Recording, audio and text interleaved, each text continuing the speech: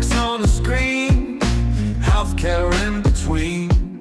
Physics, art, and math guide us down this path. Historical tales come alive, where science and stories dive. Blended facts with heart, knowledge from the start. Need rich blues we sing to the future memory. Health and science in the mix. Midbridge got the fix. Complex subjects make right clear now every episode in ways that we actually acquire leads the way, and ways that make me more efficient. in the world of digital streams, turning knowledge into dreams. Through the tales of old, new stories unfold. Thank you so much for joining with me. It is truly an honor and a privilege. MedBix Webcast is a new kind of healthcare media channel to break the silo mentality and foster interdisciplinary thinking. Our mission is to fill that gap and to create a curiosity through different lenses, tapping the passion that guided the historical figures in medicine and bringing present-day groundbreaking research to the front lines. We interview physicians and leaders in the industry about present-day healthcare challenges. Hey, welcome to the MedBix Webcast. You see, my background is a little bit different. This is Raman Annamaraju. I'm the host. You see my different background today. I'm in Los Angeles, in Los Angeles downtown. I'm attending tomorrow Charles Drew Medical School President's Breakfast. That's why I'm here. So, there's a hotel website, hotel internet. So I may drop in, drop out. So I have a co-host to continue the conversation in case if I'm getting dropped out. Okay, in case if there's a problem. But anyway, so this is Vivek Vadva is a Washington Post columnist and a friend of mine. He is a very well-known Singularity professor in the Carnegie Mellon University and Singularity University and he mentioned one time, I was stuck in my mind about that. He said that eventually we are going to represent everybody through software. So it's all the health is going to be represented by a software itself. So they take it a digital twin of your health, exactly biological process, metabolic process, all the processes that goes through genetic, all of them is going to be represented in the software system. That's what he said. That was stuck with me for a long time. But, at that time, it's the beginning of the computers, he's a futurist and he wrote a lot of books about the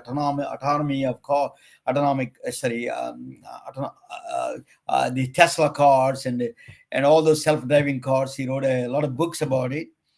So Vivek Vadva is a Washington Post columnist, and so he's a futurist. So to meet the future, I tell you, that's very interesting. I met Vinodh Balaraman. Balaraman, I met him at JP Morgan show in San Francisco. We had a JP Morgan health show. They do big display, but they're actually the better ones are the outside of the JP Morgan show. The meetings are. That's so where I met him. He was an eloquent speaker.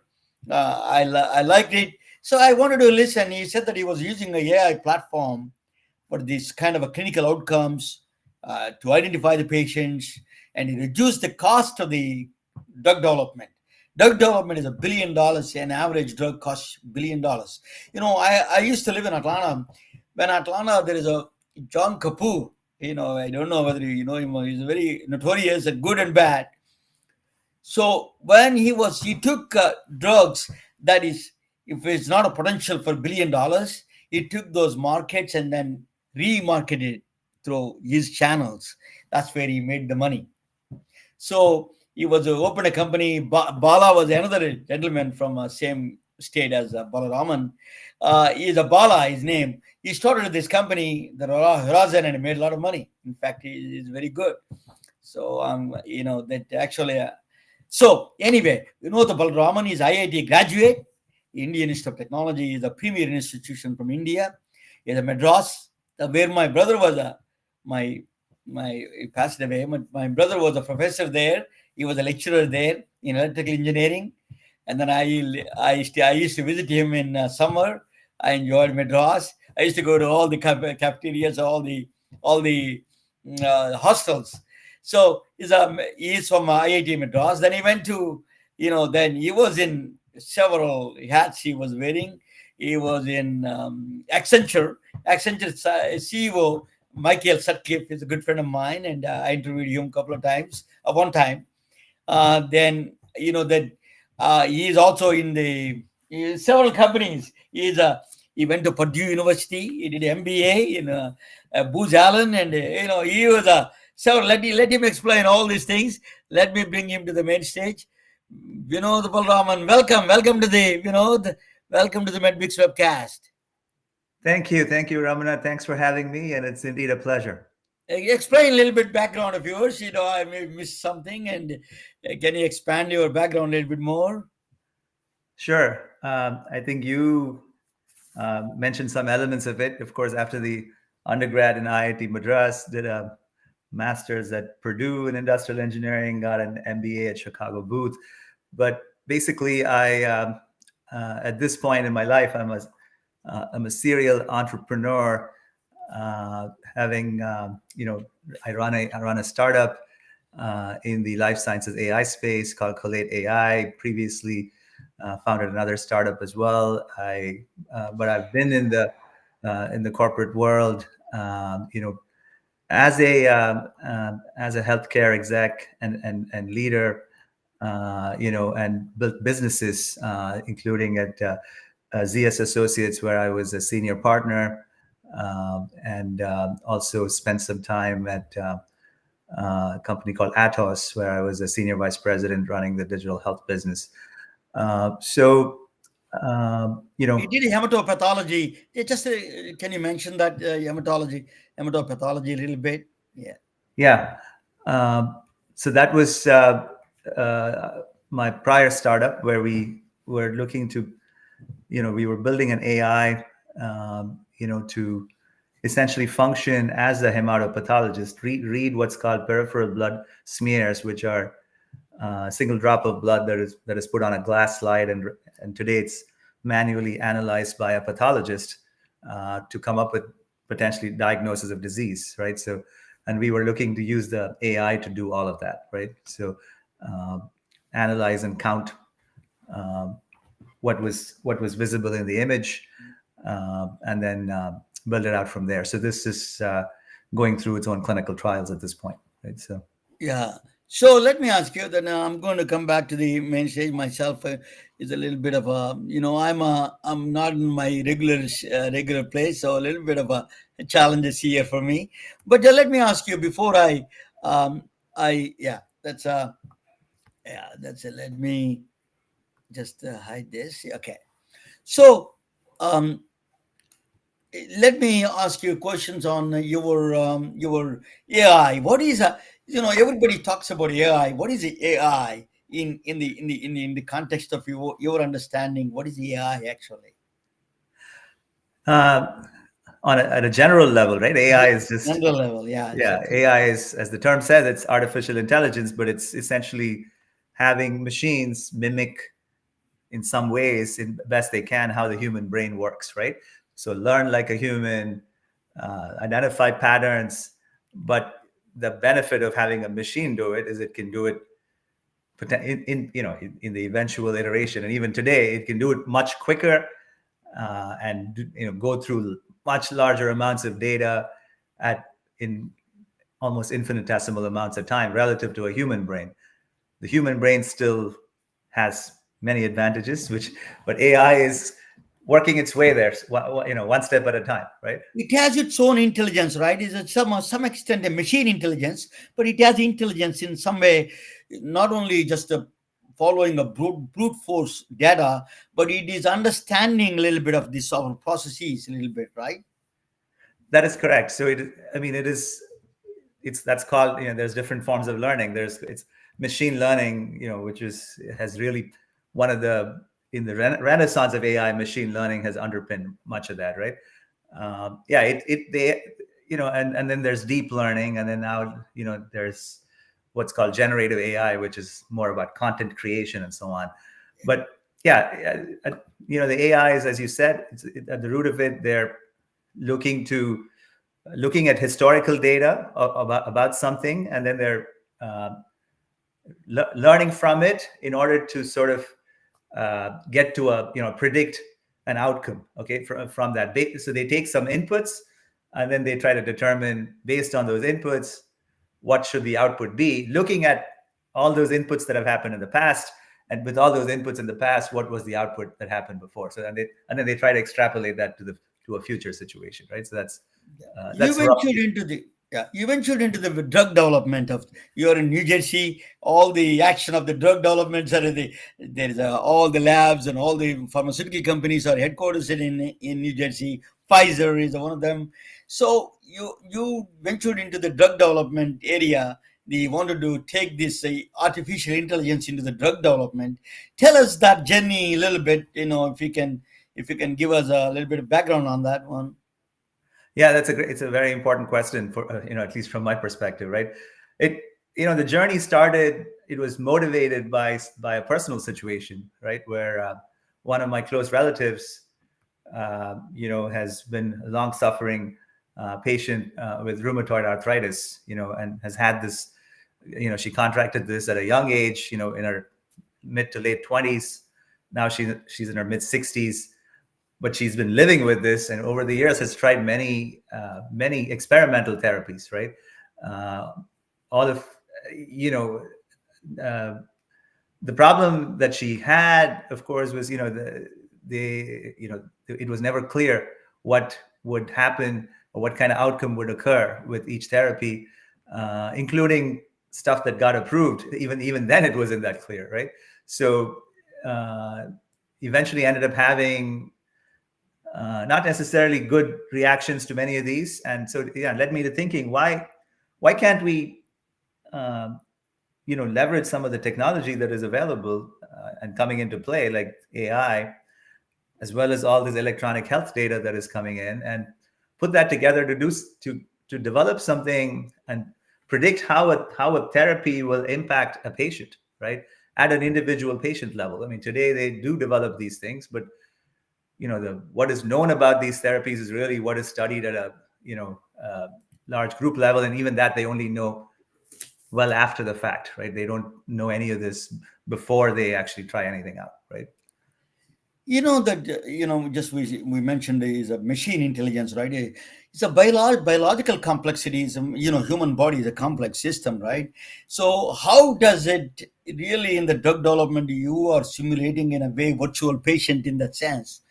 To do that, it is a biological complexity. How do you overcome that kind of a complexity to understand the whole process? How does it just give us background for people who don't know anything about AI in that area?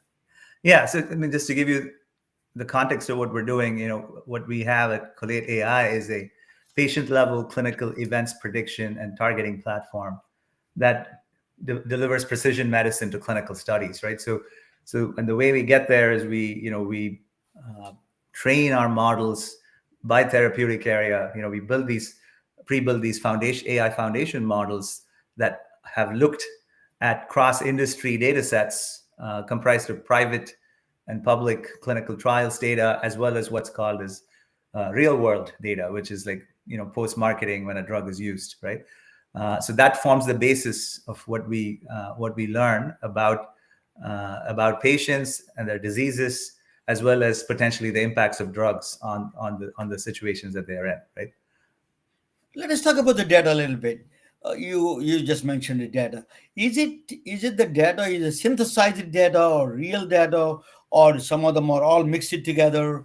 Who validates the data? This data is a very important aspect of it. So you are making a decision on that basis on the data. So that's a lot of people are concerned. Tell us how that validated this integrity of the data a little bit. You can explain. Yeah, the data we look at, of course, is all de-identified, anonymized data sets, and there's many sources that we acquire from. Like I said, it's a combination of private and public sources that include both what's called clinical trials as well as real world studies, right?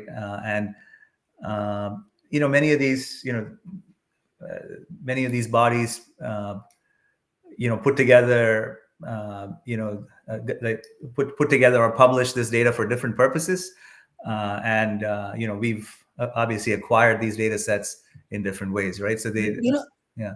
Are you looking at the data when you're looking at the data? Are you looking at the demographics, or are you looking at clinical data, all together, both of them together?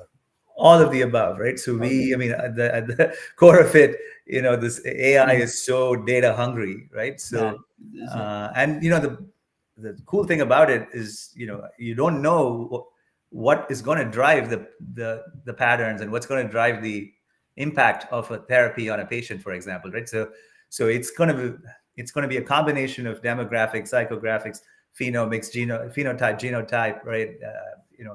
Hematology, chemistry, everything we can get our hands on. And many of these clinical studies, of course, contain all of these elements, right? So those are all the elements that come in. Let us go to the core problem. Why it is so expensive to develop a drug? $1 billion is minimum nowadays. Why it is so expensive? It is a small company cannot even think of developing this kind of things. Tell us a little bit about that. Why it is what is a prohibitive in this area, and why it is so exuberant cost and the involved in the development of the drug. Yeah, and it's only getting worse, by the way. The cost is almost up to $2 billion.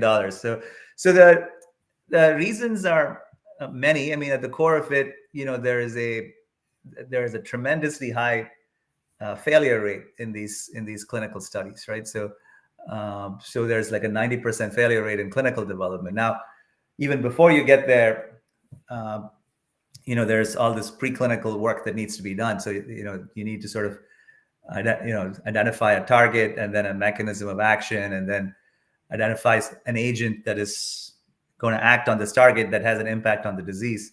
So it's a long, onerous cycle, with very little assurance of success. Like I said, even the last stage of the process, in a way, which is called clinical development, which is trialing it in humans, even that has a 90% rate of failure, right?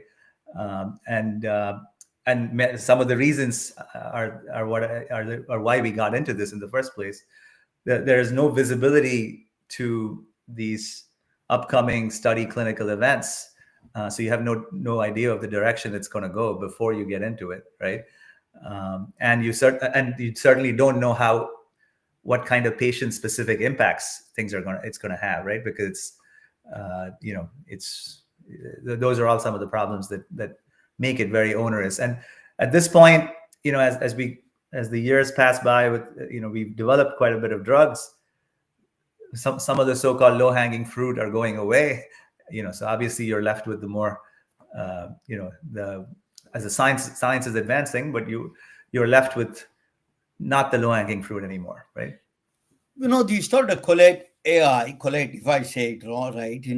So that you wanted to cut down this cost. Some other way you're trying to cut down this cost and minimize the not only cost, the time is involved too. It's a humongous time is involved. So you want to accelerate the development process. Tell us a little bit how do you do that?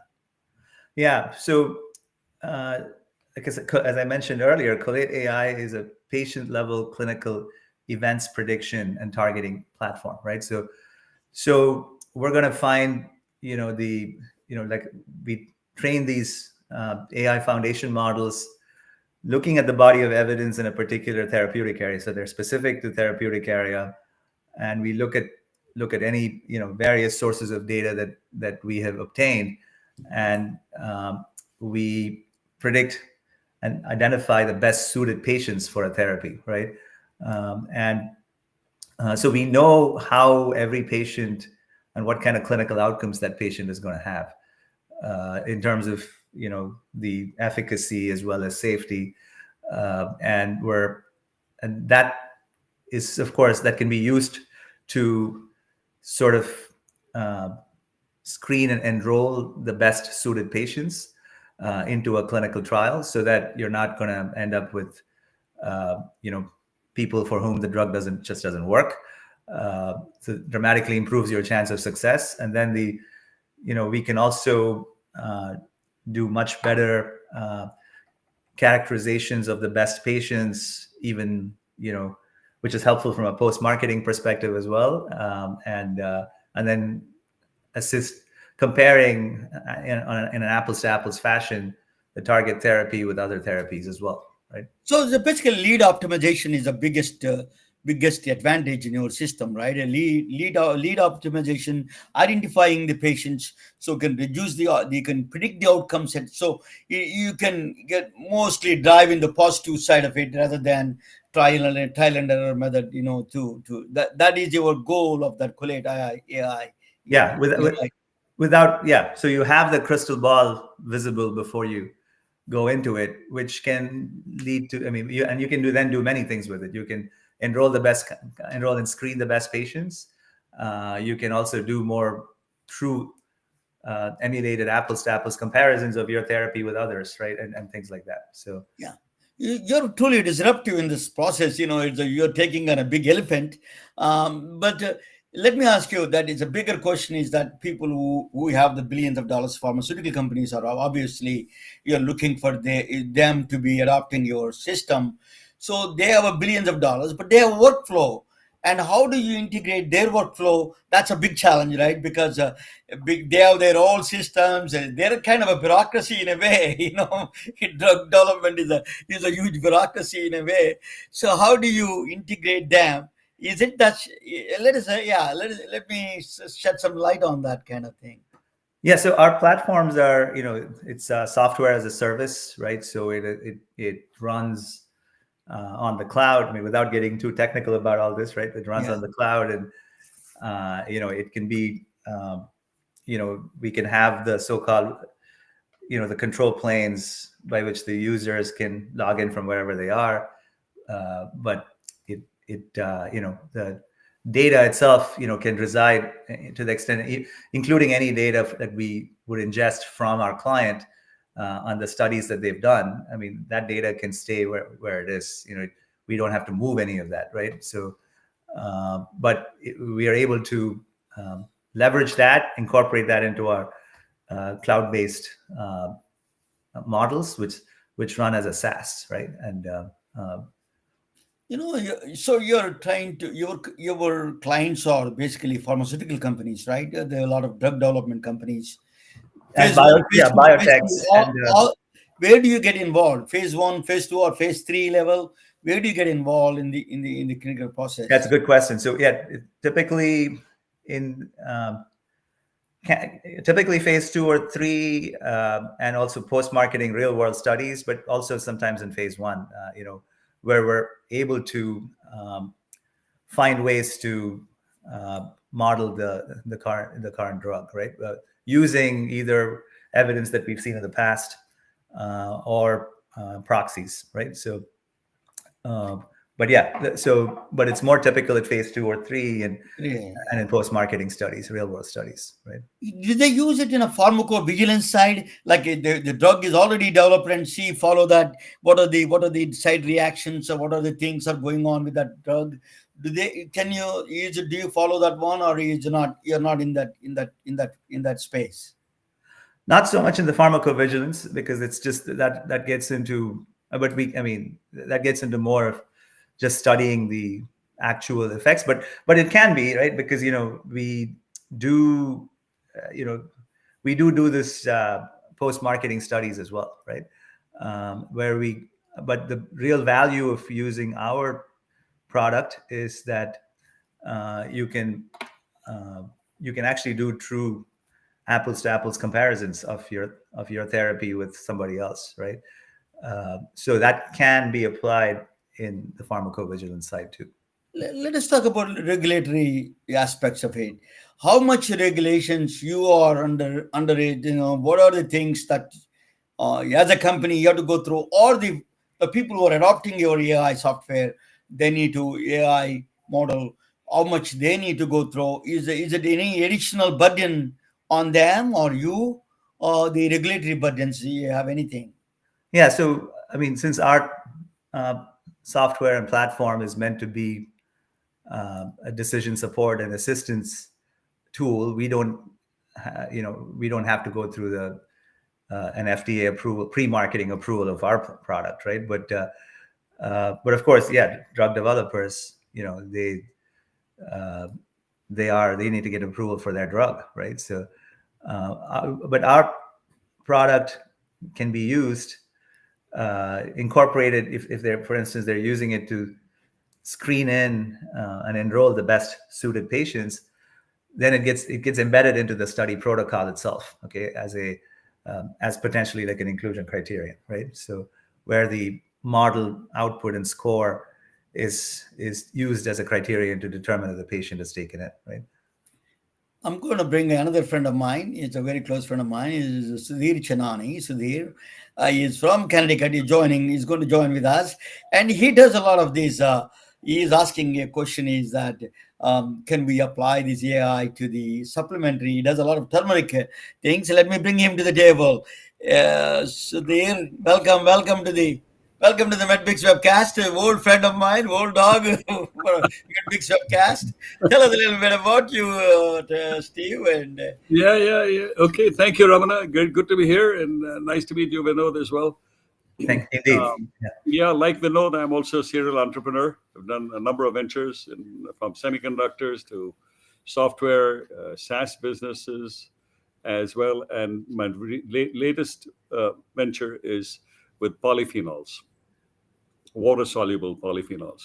I acquired the technology from this genius inventor. He's a PhD scientist out of India. And we built a whole bunch of products to mitigate diseases that are primarily caused by metabolic syndrome. Things such as arthritis. And, Vinodh, you mentioned about the arthritis. Yeah, I think our products would actually work for her. So we spent 3 years building out a large product line, about 20 products. And we have a pipeline of another 200 products, even going into things like Hashimoto's and more rarer diseases that could be ameliorated with supplements. I cannot say cure, even though actually a lot of our products are more effective than pharma products, but we're not allowed under FDA rules to make any medical claims here. so there, before going into a lot of details about the chemistry, I wanted to ask you, turmeric, is a very common ingredient in turmeric in Indian food, right? So why it is, the problem with that is absorption is the biggest challenge. Tell us a little bit about the absorption of the turmeric that is due. And then in the future, you can ask the question, how do you take the AI and then advance this, your operations? Great question. As you know, turmeric is in all Indian dishes, but most people don't realize that turmeric does not dissolve in water at all. When you make Indian food, you put it in mustard oil, or you cook it in oil, so it spices, so it dissolves in oil. So turmeric only dissolves in oil. It does not dissolve in water. It's like 1% dissolves in water. So what we have done, even the minimal, right? Even in the in it's also not too much, right? In the oil it dissolves almost completely, but then the oil doesn't absorb into your body. So if I'm going to take it as an oil, very little absorption because it goes to the stomach route. The stomach, it gets metabolized. You get gluconorides and things like that, as Vinodh knows better than I do. You get all kinds of metabolites. So I got it. You said body oil absorbs it, but not the body. That's what you're saying. Exactly. So the way to get it absorb anything to your body, the best way is if it's water soluble, and if it's water soluble, then you can develop a drug delivery system that could be sublingual or oral absorption. So you have a one-pass system. Normally everything that you take in gets absorbed through the blood and then through the liver. It gets metabolized twice. And Vinodh, you're the expert on this. I'm not as anyone here as knowledgeable as you are on this, but as you know, so typically you lose 2/3 of the active ingredient in the metabolites per pass. So you would get 1/3 or 1/3 if you took it through the stomach. That doesn't even talk about the stomach acids killing a lot of the active. So you really get 2 to 5% net into plasma after going through the stomach process. With ours, you get 85 to 93% into plasma. as clinically measured. We hired an independent CRO to do that, 89 subjects. So essentially, we took that, and now we have developed solutions that actually work because you can get enough concentration in your blood. It's all about the concentration. If you take half an aspirin, your headache doesn't go. You take the full aspirin, the full headache, the headache's completely gone. You need to hit that threshold before you get therapeutic benefit. So what we have done is get it to the absorption levels so that you can get plasma concentration high enough that you can get real clinically measured therapeutic benefits. Let me ask you a question, Mr. Steve. How can we use Vinod's system like an AI in supplement? Because supplemental, these particularly these kind of things, they need a lot of validation data. There is a lot of research went on in the turmeric, no question about that. And then I spoke with the Harvard professor. She was involved in the turmeric quite a bit, and there is no question. There's a good, very positive outcomes are there. But how do you take this next level with the AI, KolateAI, or somebody that, you can explain probably that how can we take this kind of a supplementary side of it? Can you use your KolateAI to the supplementary side, supplementary medicine? You might, these are polyphenols basically. And I mean, the short answer is yes. I mean, we've from a go-to-market perspective and business reasons, we focused more on the pharma space because the opportunity is large dollar-wise, right? Yeah. But I mean, there's no reason the same technology is not applicable to supplements as well, right? So because it's at the end of the day, we're using our AI, our machine learning and deep learning models to sort of identify patterns and predict the clinical outcomes that a human will have to a certain agent, right? And the agent can be a pharmaceutical agent that is going through clinical trials, also supplements, but supplements are trying to prove some of the same points as well. I mean, you're just trying to do it in a potentially skipping some of the steps in the process, but you would love to have some of the same evidence, right? I think it's the active ingredient, right? I mean, you're looking at the API. Here, the API is curcumin, and curcumin has 3 components, basically. So bring you down. Yeah. Go ahead. Keep talking. Okay. You got it. Okay. You're in the bottom. Yeah. That's I'm going to talk about a little bit. Yeah. Go ahead and please. Thank you, Raman. So you're looking at the same the same process of validating the efficacy of an API effectively. So the API here, there are 3 components to the API. There's the bis-methoxymethane. There are 3 different components, 3 different types of polyphenols that come out of curcumin. And these are the ones you really want to target. So you want to say, okay, if I've got this much of this kind of polyphenol and I take it at this dose, what happens to my blood sugar? Right now, over time, what are the therapeutic benefits here? So essentially, and again, Vinodh, you can go much deeper into this, but essentially, we would like to validate the benefits that our therapy can bring. Thank you, Steve. Oh, thank you, Sudhir. Vinodh, when I come back, I'm going to present a topic on just a very different medical device. After that, I come back and ask you about Kolate, your website, and what do you want to raise, and how do you want to raise investments, and you need help, and all those things clients you're looking for. We can talk about that when I get back. So, but you'll be watching with me, and you can jump in anytime. This presentation, very quick presentation I do. This is a topic that is interested a lot of doctors. That's why I do these things. So it creates a lot of interest in the things. That's why. Let me bring it back. This is a presentation. That is okay. That is we're all watching in the downstage, and anybody can jump in. I'm going to talk about something who revolutionized the biomedical engineer who revolutionized. We are all engineers.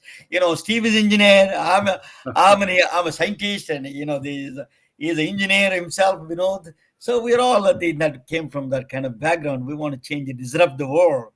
So I want to tell you about something about it. His name is Edwin Hubble. Hubble telescope. Everybody, we hear a lot about it. That is named after him. He is a really playboy type of guy. People don't know he's not a nerd at all. He's a boxer. He won the boxing championship. He was a lawyer. He's a Oxford lawyer, actually. He graduated from Oxford. Right. And then he's actually became famous for astronomer. He's not famous as a lawyer or a boxer. Actually, he won the championship in the basketball in Chicago. But he became Edwin Hubble. He is basically became famous for astronomer because he found out that the universe. What he found out was that the universe was expanding. The Hooker telescope, right fit name for him. But Mount Wilson, he found out that the universe is expanding. That's in an accelerated pace. That's what he found out, expanding universe. That is a big news in the stunned the world. We didn't know that until that time. This is a lawyer, boxer, athlete, basketball player was telling that the universe is expanding. It shook the world of the scientific world, in fact, when he found that. How did he find out? He found out he's a Doppler, user Doppler. It's a user Doppler is a mechanism. You can apply Doppler. You see that if you stand next to the ambulance, it goes and increase the speed, increase the volume, and goes down.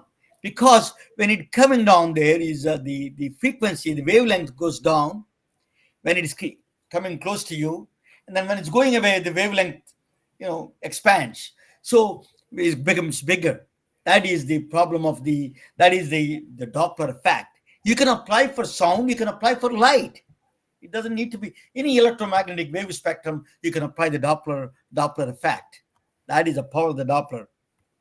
So in the Doppler, for example, the way they found out the storms, weather radar report. You know how the weather radar works is very interesting. They send a pulse to the the way the storm is coming, how big it is, how fast it is coming. What they do, they send a wave and then hits the one raindrop, and then comes back. And then they send the second one. Then it comes back. Then the return wave, they can tell the difference is approaching or is going away from and how fast it's going away. So that's what it is actually it works at the raindrop level. Weather radar is not just looking at the weather radar from the satellite. Is actually a simple wave Doppler mechanism they use. Doppler effect.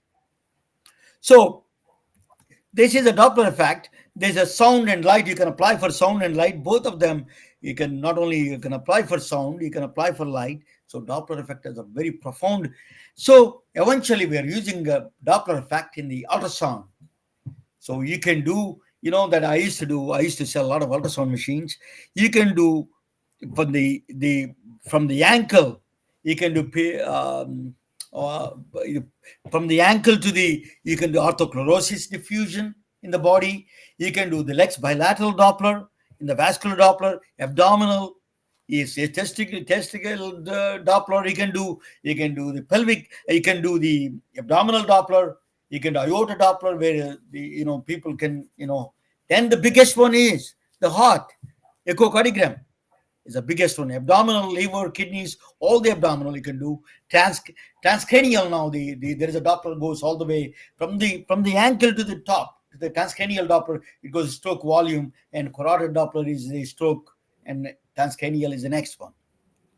So you can do the ultrasound, the sound wave, the Doppler effect. You can find all the entire image. You can do it from the bottom to the top of the body. The woman has a little bit more. They have a breast cancer. Men can get also breast cancer, but they are much more prone to that. 1 in 8 women get the breast cancer. That's what they say. The OB, the pregnant woman, can get the OB ultrasound. Actually, OB ultrasound is one of the pelvic ultrasound is a lot of another one. So there is a ovarian cancer and all those things you can tell. So these are all ultrasound really revolutionized this. The Doppler effect revolutionized the ultrasound. It's actually invented by Christian Doppler in 1853. He found out the effect in Vienna, Austria.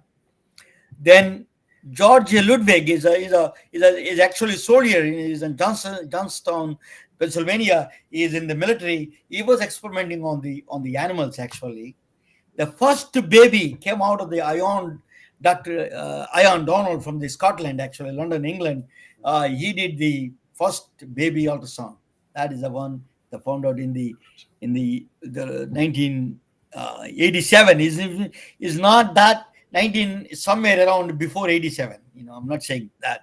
That's the first baby picture. That is in the Smithsonian Institution. That is the first baby picture. Is taken. Dr. Ian Donald, physicist Tom Brown, physicist involved like me, University of Glasgow, Scotland. They did the first ultrasound of the baby. Is in the right now displayed in the Smithsonian Institution. This is through echo Doppler effect. Actually, who made this Doppler in the United States famous? His name is as American as you can get, Don Baker. He's from Seattle. He was born in 1932. He's born in Alaska. He has settled in. Then he went to U.S. Air Force in Korea. In Korean War, they're checking the Doppler, the planes, and all those things. He was a radar technician. He was learned about radar. Then he came back from there, and he was working for Boeing wind tunnel, and he learned a Doppler effect quite a bit. Then what he did was he did an amazing thing after that. It's a Don Baker. So he opened a company. So Doppler effect, Doppler shift, he used it to the blood flow. So blood cell coming in, coming out. You can use the same thing because you send the pulse wave and then see that is coming in, how fast it is coming in. So you can see if the vessel is narrow, your vessel is narrow, it becomes faster. So you know that how much autochlorosis is a plaque is involved. So you can tell that's a whole blood flow mechanism you can predict from the Doppler effect. That's a Doppler shift. So you found out through this mechanism, this Doppler effect you can use for the heart. The Doppler effect of the ultrasound is the blood coming towards you, and then how fast it is coming. That is a Doppler effect. You use a Doppler effect to predict that heart diseases. They were using a continuous wave Doppler, means they're sending the wave continuously. That was a bigger problem. It did not give a best results. Then the next revolution, what Don Becker did was pulse wave Doppler. He learned from the Korean War. You send a pulses, a wave, and then wait until that it returns back. So that's a pulse wave Doppler really revolutionized the ultrasound, medical ultrasound. I used to sell his ultrasound. He opened a company called Advanced Technology Labs, ATL. It's called LDL in Bellevue in the garage, Don Becker. I used that ultrasound. It's not long ago. We'll be surprised. So that ultrasound, then Ultramod 4 came out after that. It was so popular. That's a standard for the OB ultrasound around the world. He became a standard model. Don Becker made the Seattle, Bellevue is the suburb of Seattle. He made the first $1 billion through this lab, Advanced Technology Lab, in 1980s and 90s. I used to buy from him. I never spoke with him, but he was not involved in the sales side. But I spoke with the vice president and all those people who were involved at the time. I used to buy a lot of Ultramount 4 because we used to do a lot of Ultramount woman ultrasound. OB ultrasound. He saved millions of women. So people did a research, but he mass produced this one, and particularly in the heart side, cardiac ultrasound, he did an amazing job. That is really stunned the medical community. He was an unsung hero of medicine, in my view. So he was a 14 different countries, usually 60 distributors, 24 patents on the ultrasound. OB ultrasound, he became a gold standard in that sense. Then he is a cardiac ultrasound. Ultramount 9 came in, then color Doppler came in, and he was doing that is an amazing what he did. And then then now is a new wave because of him. There's a new wave of ultrasound called shear wave. So they can find out the different, that's shear wave goes through entire liver, because before you used to send a one wave, pulse wave, right? Shear wave covers the entire liver. A lot of people who are alcoholics, we used to be alcoholic. I used to drink a lot. So people get this, to find out the stage of the ulcer, a stage of the liver, for example. You can find it immediately through the shear wave ultrasound. That's advanced technology. Prostate cancer, that is, you can find out through the shear wave. It's an amazing. Dr. Naveen Nanda is my guru, and I learned a lot from him. Plus, he wrote the first. Is very active. He just retired. He still teaches part time in the University of Birmingham, Alabama. Thank you, sir. He always watches my program. Thank you, sir. I'm always a great fan of him.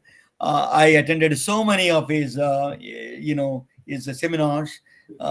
He took me. I used to go to American College of Cardiology meetings. He used to take me there. I didn't know anything. I'm a physicist, so he taught me a lot of things. Thank you, sir. But he wrote the first book on the atlas of color Doppler echocardiography. He did that still he's active. I talk with him once in a while. There is now in a few blocks from the place right now. I'm in Los Angeles, but where I'm at in Santa Clara, he is Sam Madiraju is from my hometown, back home. He is doing the iPhone-based ultrasound color Doppler echocardiography. It's just iPhone is an amazing invention. Point of ultrasound, point of care ultrasound. It is a focus. It is going to change the world, and you can use a Butterfly is another company, but he is Exo Imaging. His company name is Exo Imaging. He is doing this one. So now, what is advantage? You can send it to the iPhone. You give an iPhone or some Android phone to the woman in India, a small village, and then they can connect with it. When you connect with it, you can see the radiologist from any country, anywhere, can see hey, that's a problem with the ultrasound. That is there's complex pregnancy, risk pregnancy. You can assess the pregnancy of the risk of and save women's lives and babies' lives. Think about that. How powerful this technology can do. AI, actually, Vinodh, I want to mention to you, he was using AI, because when I was selling ultrasound, the biggest challenge for us is finding the ultrasound operators. Is a very heavily operator dependent.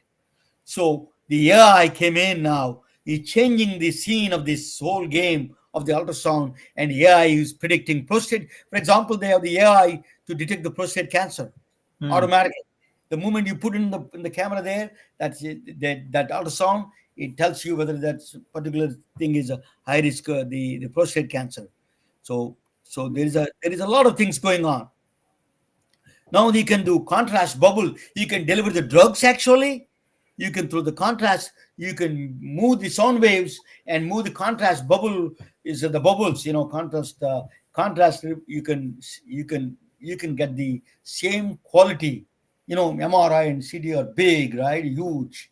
There are tons, hundreds of tons. So, but if you use ultrasound, you can use on the iPhone. You can get the same contrast. If you use a contrast agent, bubble agent, you can also deliver. You can treat not only micro bubbles using the perfusion studies. You can do that. That's amazing things are coming up in the ultrasound. There is a contrast enhanced ultrasound they call. One of the biggest challenges in the pancreatic cancer is the biggest challenge. That is a very hard to detect in a pancreatic cancer. So Joseph Fourier, all engineers know. I don't need to tell Steve and Vinodh. They know in and out of the Fourier transformations. Yep. Every engineer uses Fourier transformation. He's really God-sent. Transformations are God-sent. That transformation really changed the world of engineering, and then now it is changing the world of medicine. So, right? Raman, if I may say, can I say, Fourier transform? What is a Fourier transform? Essentially, with a Fourier transform, you can take any time variant signal and decompose it into a sum of sinusoids. And if you can make it into sinusoids, then you can get information from that signal. So if I have a signal that's going like this, it's a frequency and time. It's an analog signal. with the Fourier transform, I can reduce any signal by sampling it at twice the highest frequency. Yeah, frequency and time can be interchangeable with the Fourier Exactly. transformation, right? You can Exactly. move back and forth between these two. Right? Yeah, so you have to sample it at twice the highest frequency. Then you can decompose it into a sum of Fourier transforms, which are nothing but sinusoids. Did So you use, did you use Fourier transformations? Not, Vinod? I mean, not directly in what we do, but it's but it is a pretty fundamental part of Fundamental physics, part of right? the So engineering, right? it's Yeah. really a part of communication theory. It was really, it's really more, Shannon sampling theorem, Fourier transforms. Obviously, the applications are in everything now, where you can Yes. decompose any signal and get information out of it by making it into sinusoids. So But Don you're- Becker brought the Seattle into the world map. He's the first company to become $1 billion. You put the Yeah. Seattle in the world map, and he's before Jeff Bezos, before Bill Gates, he became popular. And then now Amazon put his headquarters name on his name, Doppler Building, because actually Don Becker should have put his name on it, but it's a Doppler became famous through Seattle became famous through the Doppler equipment. So the headquarters for the Amazon is called Doppler Building now. That's thank you for watching. I wanted to. The Don Becker died in 2000. I think he recently died in 2020 or something. He died. He lived a long time. So he's a unsung hero of the medicine. People don't know. Some people or they play a role, and then I want to bring to the engineering, physicists, mathematicians to the front lines of the medicine and say their contributions. Thank you for watching. Let me bring my friends back, all of them, and see that. Let me take this. Just 1 second. Let me bring my friends back a little bit. Yeah, this is. Yeah. Let me just turn off with this one I did. Okay. Now, okay. So tell us a little bit about what is so you had did you know about all these Dopplers a little bit? Yeah. I mean, you certainly refresh me on the history of it, and all the different ways it got in, and eventually being used all over science, right? But yeah, I mean, it's of course something we run into every day, right? I mean, I stand at the train station and I see the train, and you hear you hear the train sound that goes to a high pitch and then goes to a low pitch, right? So when it passes you. So yeah, I mean, How useful it is that simple concept, useful in medicine, so widely useful, right? So let me ask you, KolateAI. Let me ask you, what is the future of the KolateAI? What are you trying to do with the KolateAI? Yeah, we're look, we're looking to disrupt the industry, and we're in a good way, right? So and the benefits of it are in terms of as you said, cost saving, accelerating time to market, but most importantly, by targeting the best patients, you will end up with medicines that work. And of course, on the other side, you can demand better pricing for it too, because these are medicines that work, right? So the future, I think, is, as we are, of course, we're focused in certain therapeutic areas at the moment that we've built our models in, like mainly in oncology, metabolic syndrome, and immunology. But we will, of course, there's still some areas of oncology we need to cover. So we will continue to expand our therapeutic area depth and breadth, and go into more therapeutic areas, and then there's additional adjacent applications of AI that we can bring in to clinical studies as well, right? Like automating submissions, and automatically writing protocols and things of that sort. But those are further in the future, right? The next few years is about developing and building our company, and penetrating our customer base, and of course doing whatever fundraising activity is needed along the way as well, right? Yeah, absolutely. I think your polymath background you have, you need that kind of a background. You're Purdue University graduate, industrial engineering, and you need that's a multidisciplinary field you have. That is you're well qualified for that, and you're unsung hero. We need to change. We need to reduce the cost of the drugs. There's no excuse. There is no excuse for this war to patients to pay this kind of money, and nobody is happy in this healthcare. We have these two gentlemen up here. There's one is the Vinod is trying to do revolutionizing the through AI, the drug discovery and drug development. And then Sudhir is trying to do natural supplements. He can do turmeric and other kind of things that can help people. There's prevention is better than anything else. So you can do a lot of things through. Sudhir, give you 1 minute of 1 minute only. Say something about anything you want to say. Can I actually add one more thing before? Please go ahead.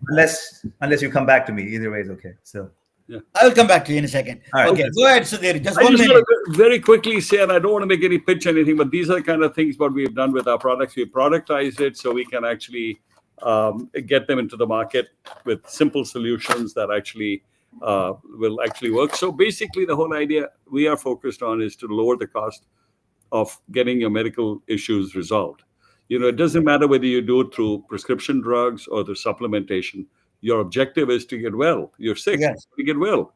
So I have a few theories why medical costs are high, but I don't want to get into all of that.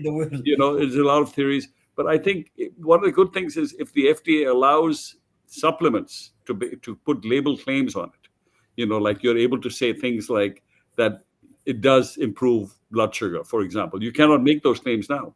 So we would love for the FDA to regulate the supplement industry, take away all the bad actors. Yeah, bad actors. Yeah. And that'll bring the cost down, because when supplements start to compete with pharma, that will put a lid on pharma. Right now, pharma can charge whatever they want. Yeah.